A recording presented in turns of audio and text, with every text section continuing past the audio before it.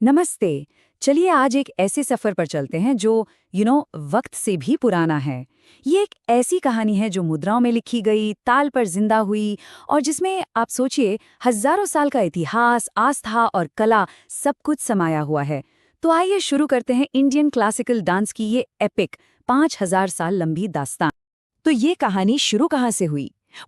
ये शुरू होती है आज से 5000 साल पहले इंडस वैली सिविलाइजेशन के धूल भरे खंडरों से। मोहेंजोदारो की खुदाई में मिली थी ये कांसे की मूर्ति, जिसे हम द डांसिंग गर्ल के नाम से जानते हैं। जरा इसका पोज तो देखिए, कितना कॉन्फिडेंस है। ये छोटी सी मूर्ति असल में इंडिया की डांस ट्रेडिशन की सबसे पहली और सबसे सॉलिड गवाह है। राइट हियर, यहीं से इस आर्ट का सफर शुरू होता है। आप देखिए, इंडिया में डांस सिर्फ एक आर्ट फॉर्म नहीं है, ये एक आराधना है, एक प्रेयर। माना जाता है कि इसका ओरिजिन ही डिवाइन है, आसमानी है, देवताओं से जुड़ा हुआ। एक्चुअली मंदिरों में तो ये पूजा का एक जरूरी हिस्सा हुआ करता था। और इस डिवाइन डांस के सबसे बड़े सिंबल कौन है? भगवान शिवा, नटराज के रूप में। वो कॉस्मिक डांसर हैं जिनके डांस से ही ये पूरा यूनिवर्स चलता है। सोचो कितना पावरफुल कॉन्सेप्ट है। तो आखिर इस डिवाइन आर्ट को एक स्ट्रक्चर, एक फॉर्म कैसे मिला? मतलब इसके रूल्स किसने लिखे? अब हम उसी बुक ऑफ मूव्स की बात करेंगे, कला के उस वेदा की जिसने सब कुछ आखिरकार आसान कर दिया। और वो वेदा है नाट्य शास्त्र। इसे ऋषि भरत मुनि ने लिखा था। और सुनिए, ये ग्रंथ सिर्फ डांस के बारे में नहीं है, ये संगीत, एक्टिंग, ड्रामा सबका फाउंडेशन है। इतना इंपॉर्टेंट कि इसे पांचवा वेद भी कहते हैं। बेसिकली ये इंडियन क्लासिकल आर्ट्स की अल्टीमेट रूल बुक है, a kind of grammar guide. तो नाट्य शास्त्र कहता है कि हर डांस बेसिकली दो एनर्जी से बनता है। एक है लास्या, जो ग्रेसफुल, इमोशनल, फेमिनिन साइड है, और दूसरा है तंदवा, जो पावरफुल, रिदमिक, एक मैस्कुलिन एनर्जी है। सोचने वाली बात है, एक ही आर्ट के ये दोनों पहलू एक दूसरे को कंप्लीट करते हैं, बिल्कुल यिन और यांग की तरह। लेकिन एक डांसर बिना बोले अपनी कहानी कहता कैसे है, राइट?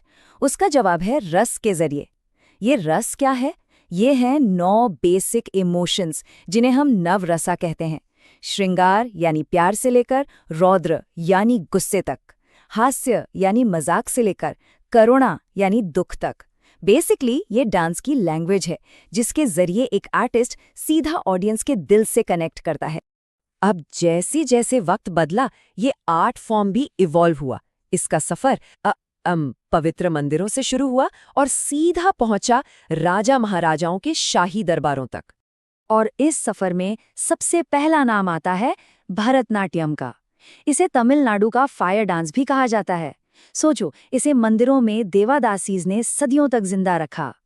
ये आर्ट फॉर्म अपनी lightning speed, sculpture like poses और शार्प ज्योमेट्रिक लाइंस के लिए जाना जाता है। और हाँ, इसे इंडिया की सबसे पुरानी लिविंग क्लासिकल डांस ट्रेडिशन माना जाता है। ओके, अब सीन चेंज होता है।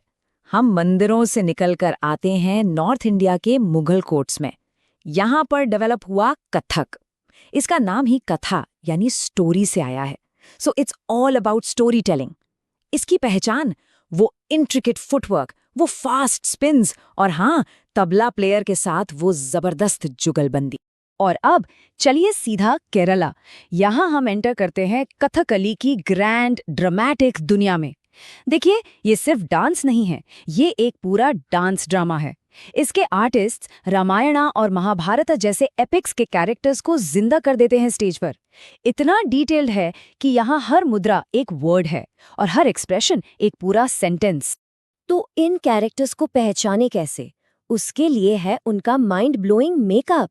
ये सिर्फ डेकोरेशन नहीं है, ये एक सीक्रेट कोड है।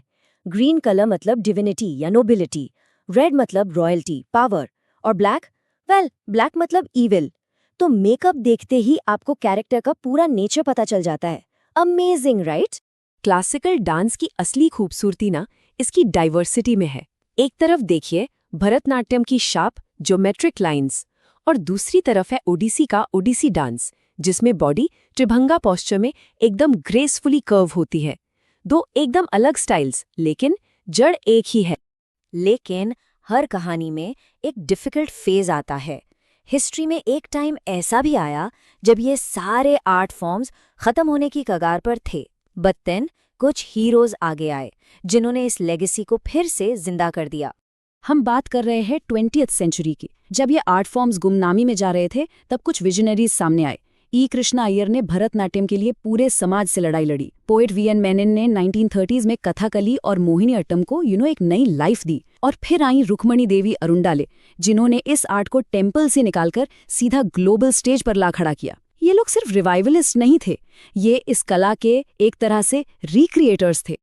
और रुक्मिणी देवी अरुंडले जैसे लोगों का कंट्रीब्यूशन सिर्फ इस आर्ट को बचाना नहीं था, नहीं, उन्होंने इसकी इमेज को पूरी तरह बदल दिया।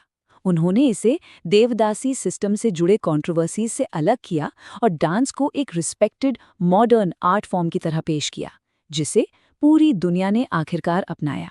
तो इतना सब कुछ होने के बाद ये एंशिएंट लेगेसी आज कहाँ है, कैसी है? आइए देखते हैं इसकी आज की लिविंग ब्रीडिंग पिक्चर।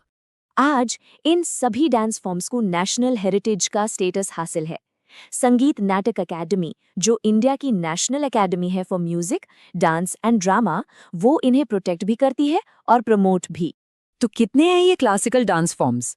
टोटल 8 अलग अलग रूप, लेकिन उन सब की आत्मा एक है। ऑफिशियली संगीत नाटक अकेडमी इन 8 डांस फॉर्म्स को रिकॉग्नाइज करती है और ये 8 के 8 इंडिया के अलग अलग कोनों से आते हैं। तमिलनाडु से भरतनाट्यम, यूपी से कथक, केरला से कथकली और मोहिनीअट्टम, ओडिशा से ओडिसी, आंध्र प्रदेश से कुचिपुड़ी, मणिपुर से मणिपुरी और आसाम से सत्रिया। हर एक डांस अपने रीजन की मिट्टी और कल्चर की कहानी कहता है। यही तो है इंडिया की यूनिटी इन डाइवर्सिटी का सबसे खूबसूरत एग्जाम्पल। तो एक छोटी सी कांसी की मूर्ति से शुरू हुई ये कहानी, नाट्य शास्त्र में इसके नियम लिखे गए, मंदिरों में इसकी पूजा हुई, दरबारों में ये निखरी और फिर अंधेरे से निकलकर पूरी दुनिया में छा गई। ये है इंडियन क्लासिकल डांस का 5000 साल का सफर। लेकिन सफर अभी खत्म नहीं हुआ है। असली सवाल तो ये है कि ये हजारों साल पुरानी विरासत आने वाले डिजिटल एज में नए आर्टिस्ट के साथ आखिर क्या नया रूप लेगी? सोचने वाली बात है।